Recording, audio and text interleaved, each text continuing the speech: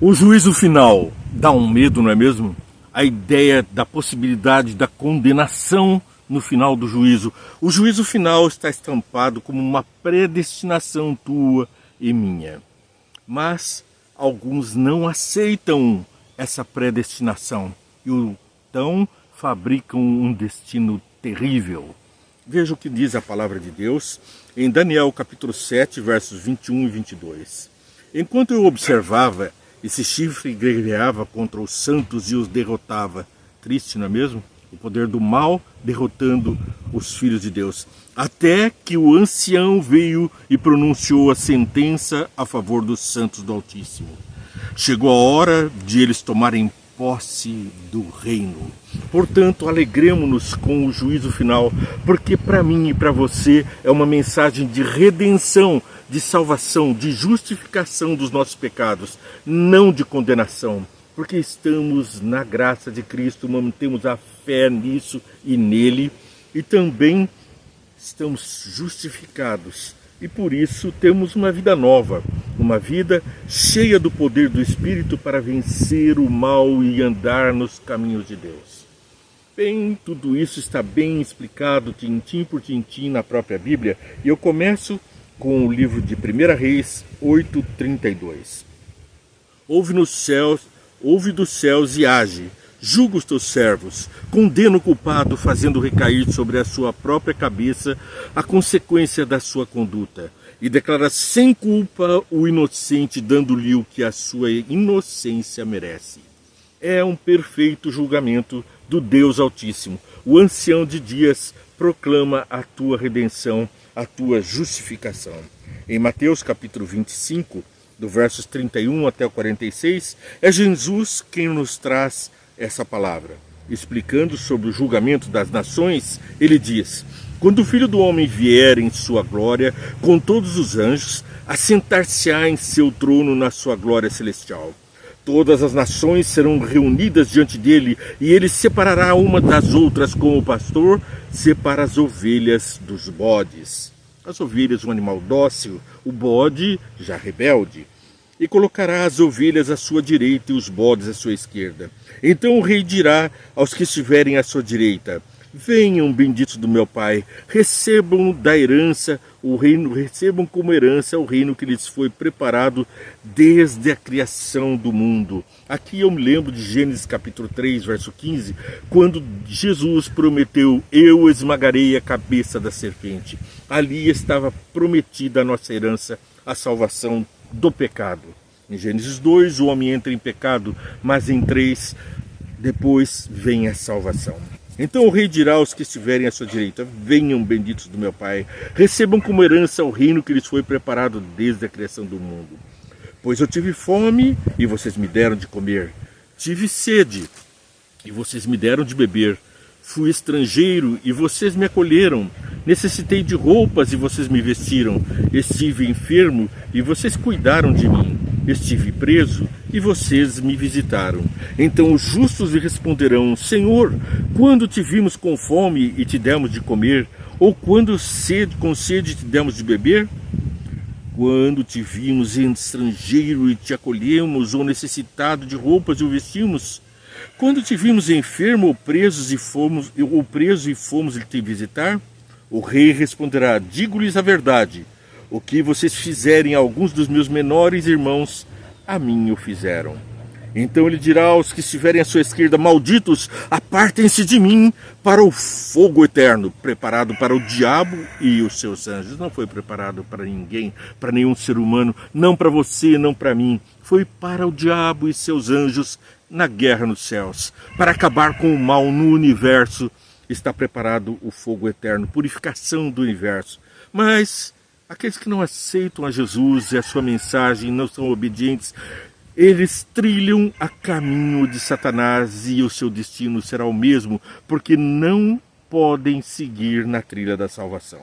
Pois eu tive fome e vocês não me deram de comer, tive sede e nada me deram para beber, fui estrangeiro e vocês não me acolheram, necessitei de roupas e vocês não me vestiram, estive enfermo e preso e vocês não me visitaram.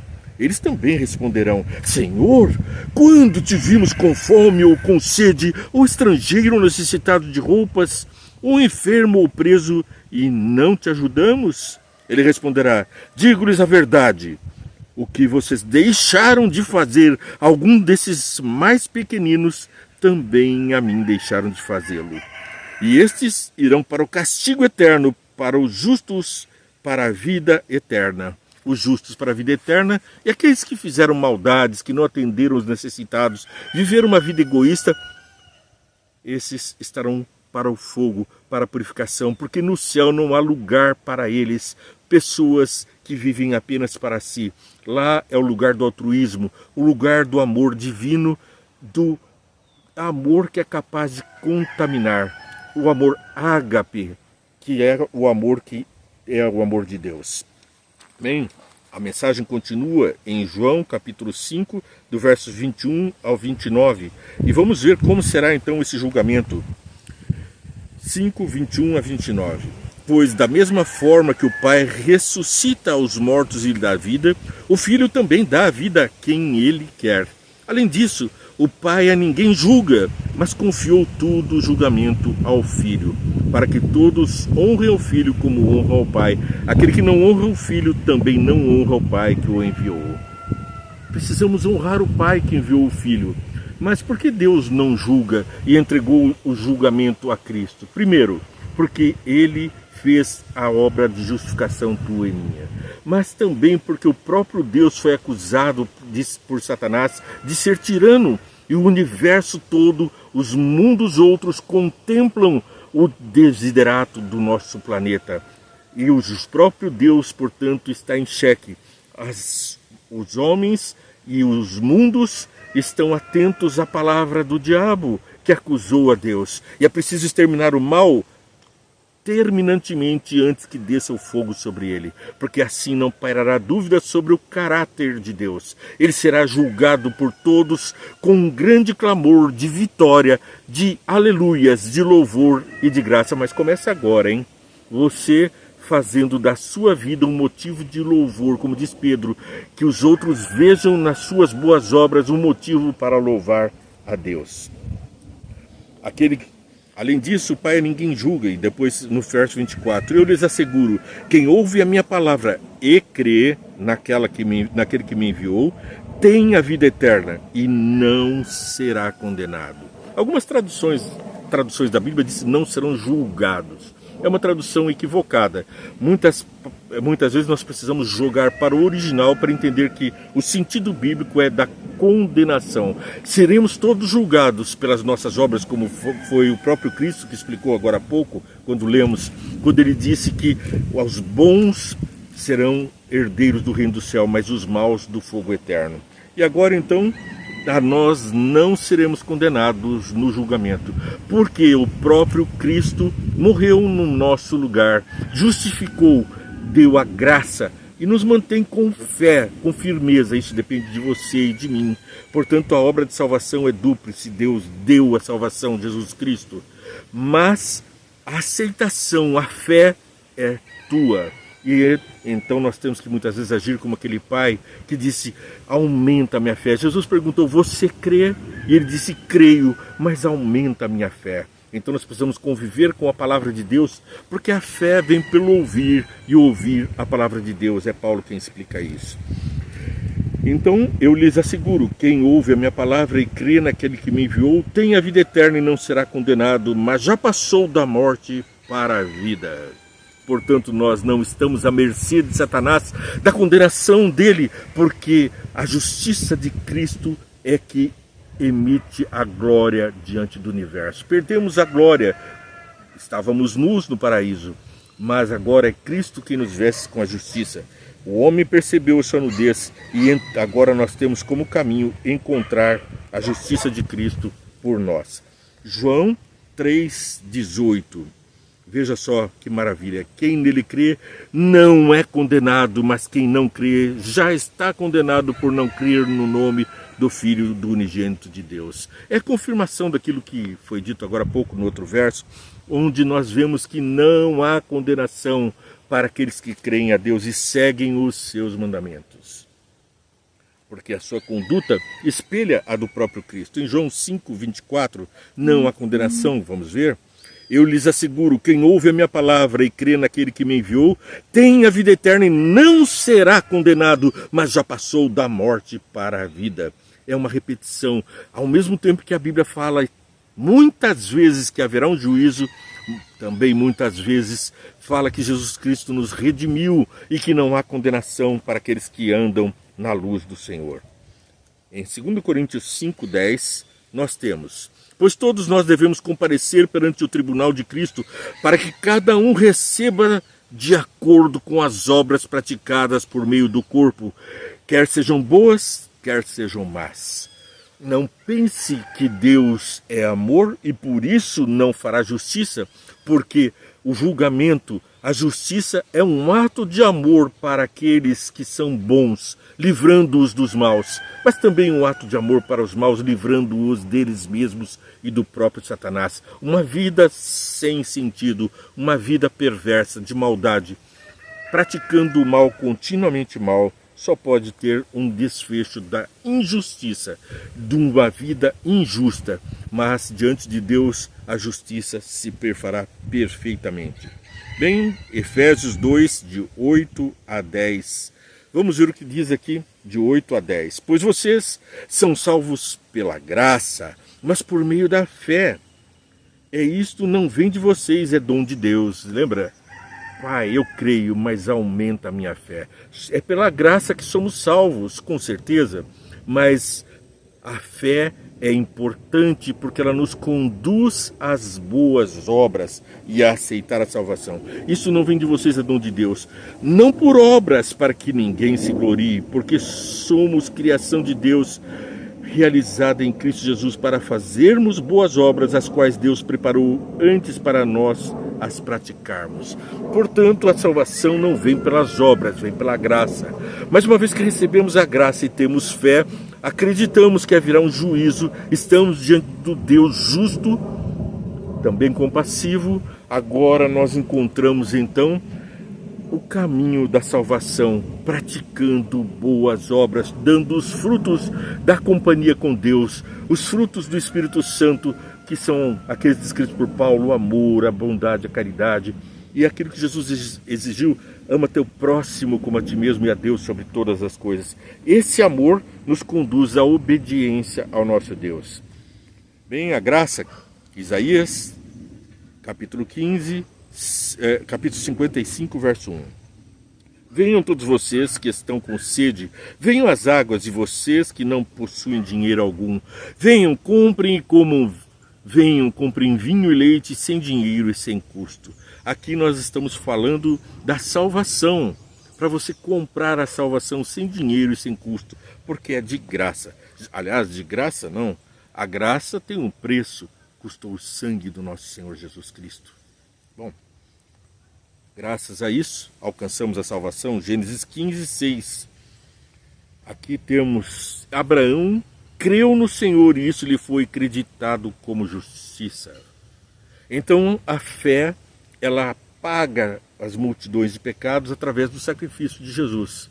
E assim a graça nos alcança. Portanto, há um consórcio aqui. Não apenas as obras que são o fruto de uma vida santificada, mas a graça que nos conduz a isso e a fé que nos eleva a essa capacidade de entendermos o amor do Pai e de compartilhar empatia divina para com os nossos semelhantes, com os nossos irmãos, porque Jesus se fez nosso irmão.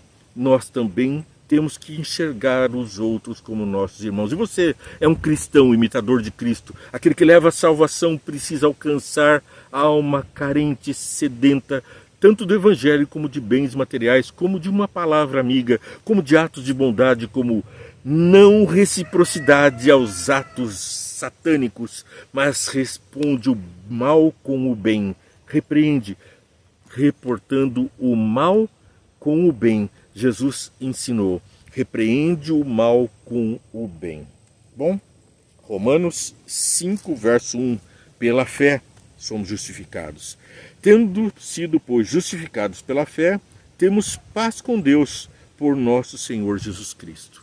Se o pecado é que faz separação entre nós e Deus, agora aqui temos paz com Deus. Novamente, a convivência, a possibilidade de uma vida idílica no novo planeta reformado, um planeta Terra reformado. Antes, o juízo e depois as bênçãos de uma vida com Deus. Uma vida com o autor da vida, com a fonte do amor e da paz. Aquele que me fez, que te fez, aquele que fez os nossos semelhantes, é Ele mesmo quem vai traduzir a nossa existência numa vida eterna, cheia de felicidade, com o príncipe da paz em nossa companhia. Eclesiastes, capítulo 12, versos 13 e 14.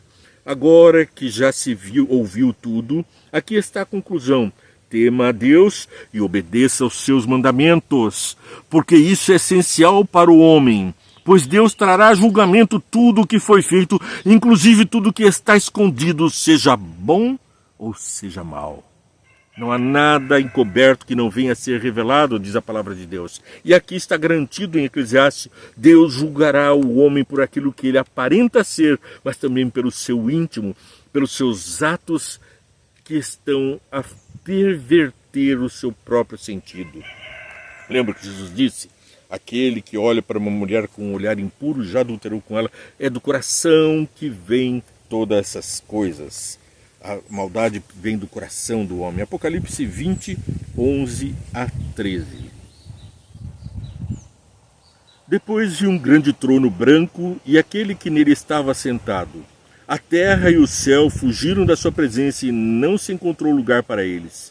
Vi também mortos, grandes e pequenos, em pé diante do trono.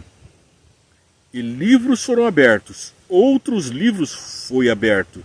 E o livro da vida. Os mortos foram julgados de acordo com o que tinham feito, segundo o que estava registrado nos livros. Portanto, nossos atos não passam despercebidos. Ou Jesus derrama o seu sangue sobre o livro e com isso mancha o escrita do nosso pecado e não é mais possível enxergar no livro do juízo os nossos pecados, aceitando-o pela graça, pela fé, mediante a transformação do eu para que produzamos bons frutos, ou nós manteremos a escrita que o universo contemplou. O universo está testemunhando os nossos atos e vai querer ou não a sua e a minha companhia. Ninguém vai querer um novo diabo nos céus? Cuidado para não ser um. Tiago 1, 25. Mas o homem que observa atentamente a lei perfeita que traz a liberdade, que é a lei de Deus, portanto, né? E persevera na prática dessa lei, não esquecendo o que ouviu, mas praticando, será feliz naquilo que fizer. Portanto, a lei da liberdade, os 10 mandamentos, são uma lei que traz alegria. Nós devemos amar a lei de Deus. Não são um peso, a lei de Deus não é um fardo. É um fardo leve, um jugo suave, algo que é muito bom, porque quando diz não matarás, está dizendo não matem você. Não mate ninguém, mas também não matem você. Não furtarás, não roubem dele, não furtem dele. Também não furte dos outros, viu? Não cobice, não adultere, honra teu Deus. Esses mandamentos são todos benfazejos e nos elevam à imagem e semelhança daquele que é o caráter do próprio Deus. Os mandamentos são a expressão do caráter de Deus, o amor e a proteção a que Ele nos traz. Quantas vezes eu quis aninhá-los como a galinha coloca os pintainhos debaixo de suas asas, mas vocês não quiseram. Jesus disse isso, mas você está sendo convidado para aceitar o amor de Deus. Tiago 2, 8 a 17. Se vocês de fato obedecerem à lei do reino, encontrada nas Escrituras que diz, ame ao seu próximo como a si mesmo, estarão agindo corretamente. Mas se tratarem os outros com parcialidade, estarão cometendo pecado e serão condenados pela lei como transgressores. Pois quem obedece toda a lei, mas tropeça em apenas um ponto, torna-se culpado de quebrá-la inteiramente. Pois aquele que disse, não adulterarás... Qual é a lei, então, que resume aqui o amar ao próximo como a si mesmo? Não adulterar não está lá no 7º mandamento, lá no Êxodo capítulo 20, na descrição dos 10 mandamentos da lei de Deus? Então é claro que aqui Paulo escreveu a Tiago, escrevendo, pois aquele que disse, não adulterarás, também disse, não matarás. Se você não comete adultério, mas comete assassinato, torna-se transgressor da lei. Não matarás. Está aqui bem claro, é outro mandamento. Falem e ajam como quem vai ser julgado pela lei da liberdade. Paulo chama os 10 mandamentos da lei da liberdade, porque será exercido juízo sem misericórdia sobre quem não foi misericordioso. E misericórdia triunfa sobre o juízo. O amor, a caridade triunfam sobre o juízo. E no outro lugar diz que o amor, que a caridade apaga uma multidão de pecados. Por quê? Porque nós estamos a miúdes as atitudes do Pai. E continuando então para a finalização do programa, nós vamos ver que as obras, a importância das obras. De que adianta, meus irmãos, alguém dizer que tem fé se não tem obras? Acaso a fé pode salvá-los?